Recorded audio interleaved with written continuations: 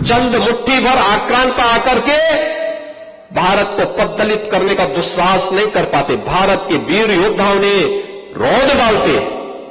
दुश्मन बगल के देश में किस प्रकार का कृत्य कर रहे हैं। 500 वर्ष पहले बाबर के एक सिपह सालार ने जो कुंभ अयोध्या में किया था, जो काम संभल में किया था,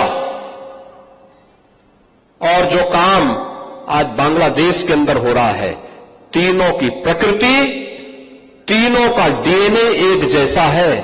अगर कोई ये मानता है कि वो बांग्लादेश में हो रहा है, तो यहां भी बांटने वाले तत्व उनके लिए बेट बनकर के खड़े हो रखे हैं, पहले से खड़े हैं। वे समाज के सामाजिक ताने बाने को छिन्न भिन्न कर रहे हैं, सामाजिक एकता को तोड़ करके, आपको बांट करके फिर काटने का और कटवाने का पूरा इंतजाम भी कर रहे हैं। आज जब हम सब यहां पर आए हैं, भगवान राम ये सब करने में इसलिए सफल रहे क्योंकि उन्होंने जोड़ा था, पूरे समाज को जोड़ा था,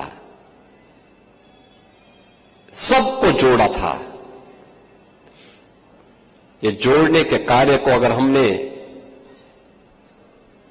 महत्व दिया होता, सामाजिक विद्वेष को आगे बढ़ाने और समाज को तोड़ने की, समाज के दुश्मनों की रणनीति को सफल नहीं होने देते, ये देश कभी गुलाम नहीं होता। हमारे तीर्थ अपवित्र नहीं होते। चंद मुट्ठी भर आक्रांता आकर के भारत को पददलित करने का दुस्साहस नहीं कर पाते। भारत के वीर योद्धाओं ने रौंद डालते, लेकिन हमारी आपसी एकता में बाधा पैदा करने वाले लोग वे सफल रहे। और उन्हीं के जो जीन्स है वे आज भी हैं, जो जाति के नाम पर राजनीति करके सामाजिक ताने बाने को छिन्न भिन्न करने का प्रयास कर रहे हैं। दुश्मन बगल के देश में किस प्रकार का कृत्य कर रहे हैं, याद रखना। किसी को अगर गलतफहमी हो, 500 वर्ष पहले बाबर के एक सिपह सालार ने जो कुंभ अयोध्या में किया था, जो काम संभल में किया था,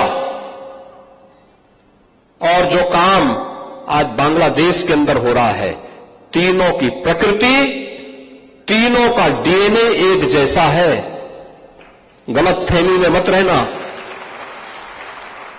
अगर कोई ये मानता है कि वो बांग्लादेश में हो रहा है, तो यहां भी बांटने वाले तत्व उनके लिए बेट बनकर के खड़े हो रखे हैं, पहले से खड़े हैं। वे समाज के सामाजिक ताने बाने को छिन्न भिन्न कर रहे हैं, सामाजिक एकता को तोड़ करके, आपको बांट करके फिर काटने का और कटवाने का पूरा इंतजाम भी कर रहे हैं।